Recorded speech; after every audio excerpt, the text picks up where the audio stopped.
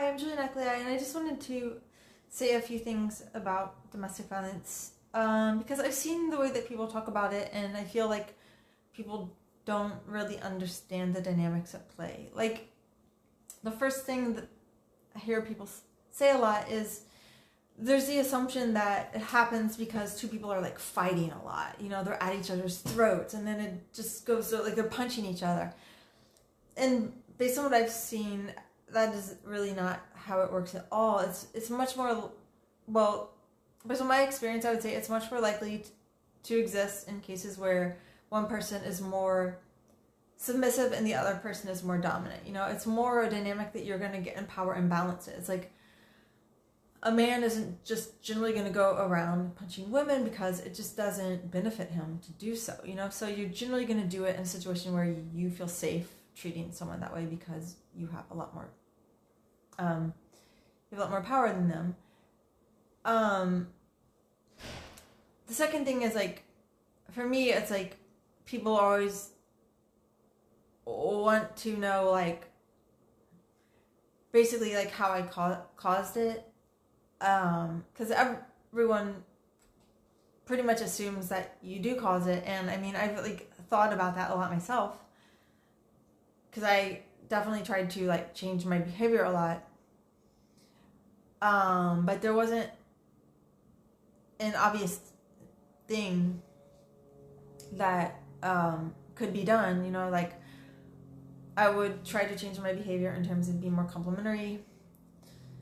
I tried to change my behavior in terms of being more absent and making sure that more space was given, in terms of not disagreeing, in terms of trying to fulfill needs better. Then I tried, like, to become more my own person, but none of these things really, I can't say any of these things really made any difference that I could notice. Like, none of them. Not giving more space, not being more independent, not being more submissive. It's like nothing really made a difference, which makes you wonder, like, what's actually going on.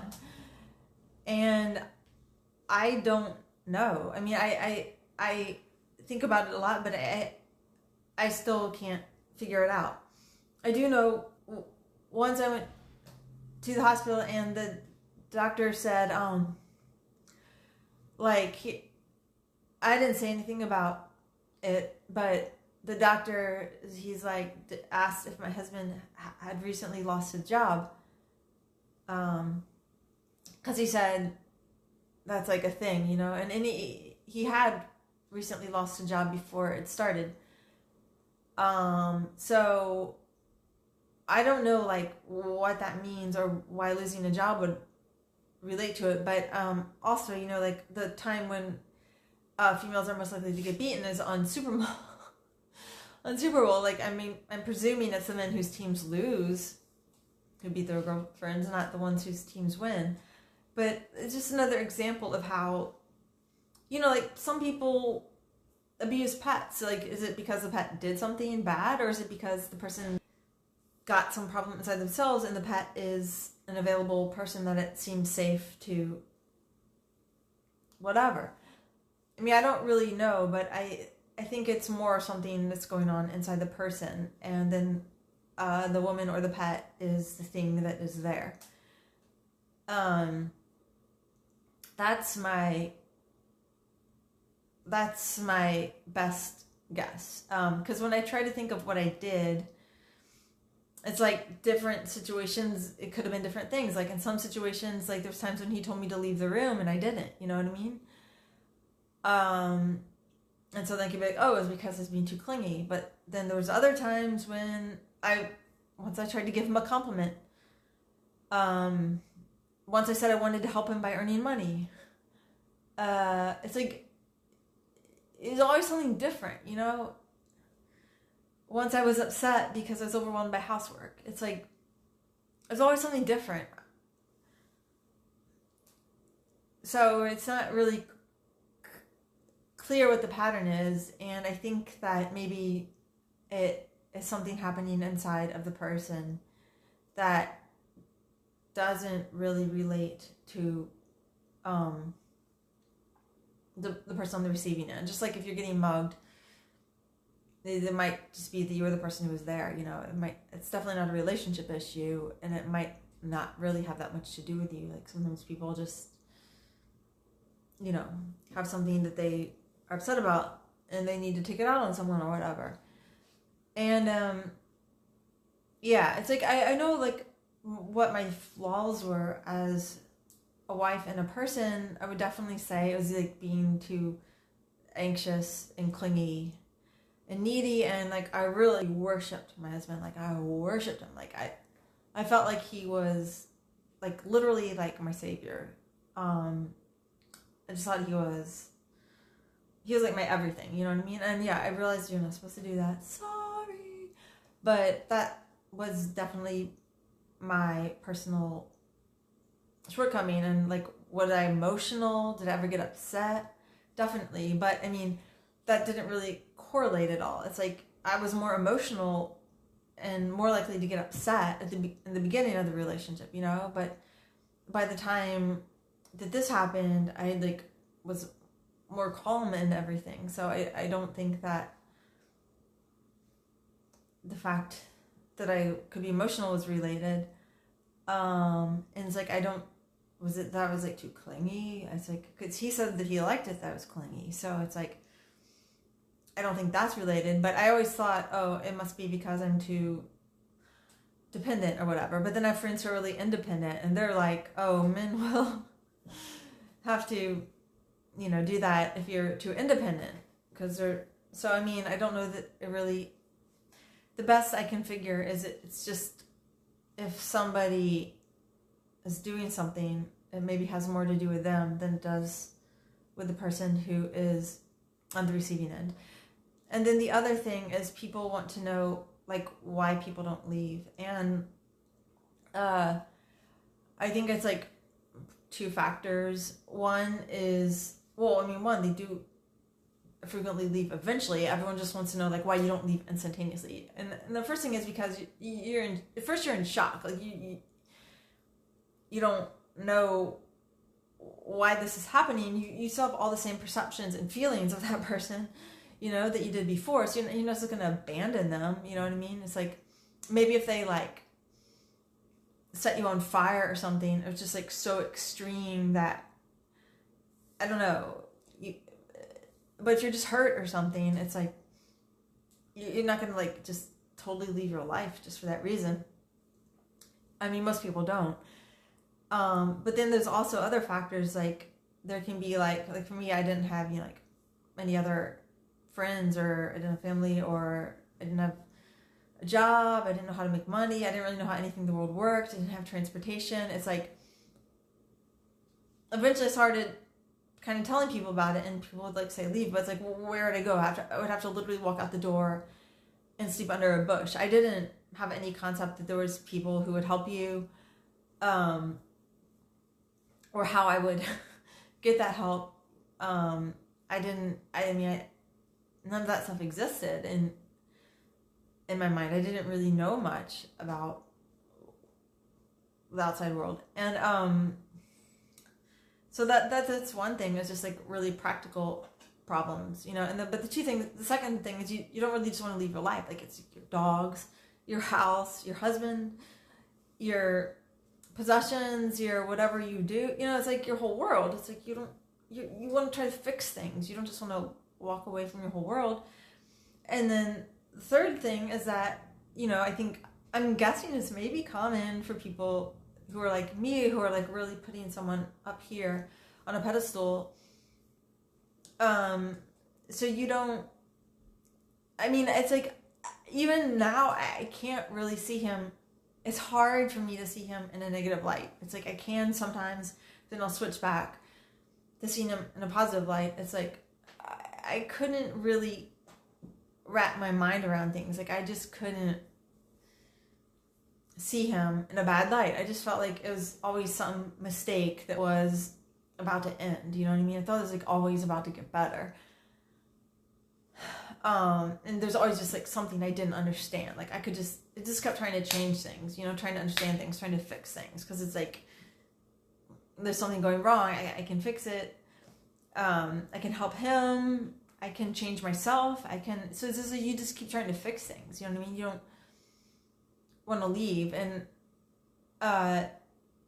in my case, I was overly attached. It's like if you think people would just leave someone because they hurt them, it's like, would you leave your kid if your kid hurt you? No, you're not going to leave your kid. You're going to try to help your kid because you love your kid. It's like our lives are all about, our relationships and the people that we love, and we need to help them. No one's just going to walk away from someone they love because they got a little hurt or something. You know what I mean? Just like, that's not like really human nature, and some people maybe have more tolerance for that than others because they're more reluctant to leave, or it's like physically harder for them to leave due to the way that their life is set up. So, I mean, I think that like lots of the ways people see things is sort of related to needing to see the female in a negative light, because it's just, that's the way we roll as humans. It's like when something happens to someone, it helps us, it benefits us to see them in a negative light, like, oh, that happened to them because, I've even had people tell me it's like, oh, because of like, I have like bad karma from a past life. It's like, bitch, you don't even believe in past lives. You can't just like suddenly start believing in past lives when you want to like see someone else in a negative light. But that's really just how we roll as humans. Like we want to see other people in a negative light. When there's a victim of a crime, we look for what that person did to deserve being the victim. And it's really only when I definitely did that in terms of domestic violence before experiencing it myself. Like I would always be like, oh, the woman's lying, ha ha ha, because I just seemed medieval almost. Like I couldn't really imagine it happening in modern times. It just seemed medieval, it didn't seem real to me. So I would just like tend to see the woman as someone who just wanted attention or something like that. So I mean, I can definitely relate to how other people see it, who maybe haven't been in that situation. But yeah, it's just our nature as humans that we want to see other people as being responsible for the bad things that happen to them. And I don't know if that's because it makes us feel like we have control over what happens to us, or if it just feels good to be superior to other people, which it definitely does, or if it's just like that it makes us feel like we don't have to help them because it's their fault. Like, oh, this isn't I don't have a dog in this race. I don't have a monkey in the circus, whatever. This isn't my problem. It's this person's problem and they deserve it. But that's definitely how we roll. So our minds naturally want to look for what the other person did wrong. And one more thing would be like, what can you do if you know someone that's in this situation and you want to help them? Because if someone's in the situation, likely they are in their mind defending. They're probably really attached to the person who's doing it. They want to see that person in a positive light. They feel like they can change it. They don't really feel like, you know what I mean? It's like you feel like, yeah, I mean, maybe I broke my arm, but I mean, it wasn't that bad. It's like you just feel kind of like, you know what I mean? Or, I don't know, the person's in a state in their mind, they're not going to be in the right mind. So, what can you really do to help the person? For me, I think, for me, I definitely couldn't have left if it wasn't for other people. It was 100% other people who were willing to be there for me, and also the fact that the police basically put my husband in jail. And then later on, my husband wanted me, he came back after jail, but then he wanted me to move out so that he would get the house after pleading guilty, basically. He didn't say that, but he just made it clear he wanted me to move out, and so I did. So, I mean, even after everything, I couldn't really even leave without my husband wanting me to leave, And, so, I mean, the question is, what can you do to help someone if they're in this position? And I really think it's 3 things. 1 is just be there for them. Be someone they can talk to. 2, be patient, It's like, don't get frustrated. Because I definitely had people who, when you went to jail, they were there to help me, but then if I wasn't gone within like a few weeks or whatever. They weren't going to stick around for a fucking year and see me still in the same situation, because they'd be like, at this point you're a toxic person for remaining. You know what I mean? Like, people give up on you and start to get mad at you, and I understand that from their perspective. But the fact is, if someone's in this situation, it's so many levels of their self is involved that it takes a long time. Like they say that the average person tries to leave 7 times before they actually do, and that's just a normal human. So I think that's like the biggest thing, is being patient with them and just being someone there who, when they need a resource and when something happens to push them, they have someone they can turn to, because having other people is the biggest thing ever. And not judging them for the fact that they haven't already left, you know what I mean? Because people do leave. It just takes a fucking long time. And that's just the way it is for humans, because we're humans, we suck, or we're awesome, but whatever. None of us are perfect.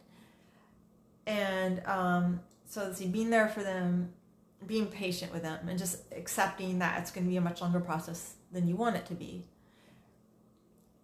And then the third thing, I think, is you could brainstorm with them things that they could do. Like, maybe they aren't willing to leave, but maybe they'd be willing to do one little thing.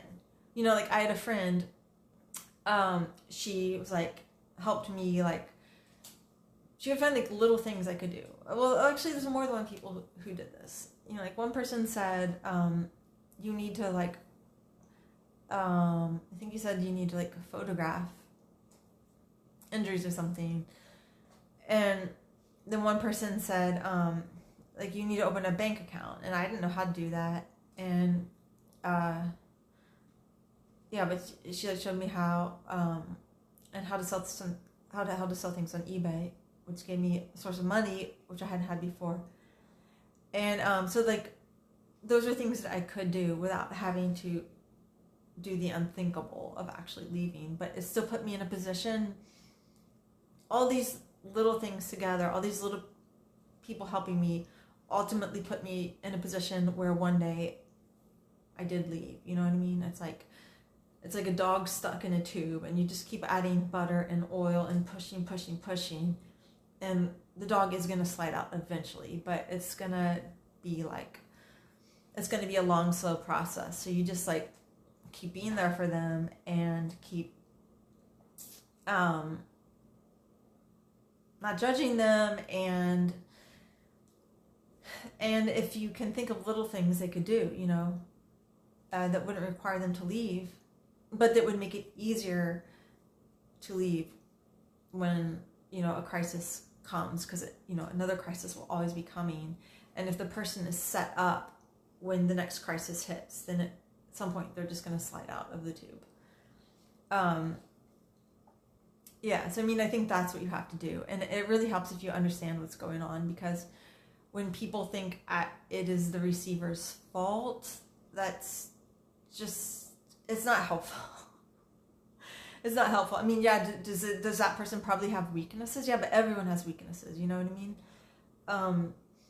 It's not helpful. And also, like, losing patience with them isn't helpful, because it's just a fact that it takes all humans a long time.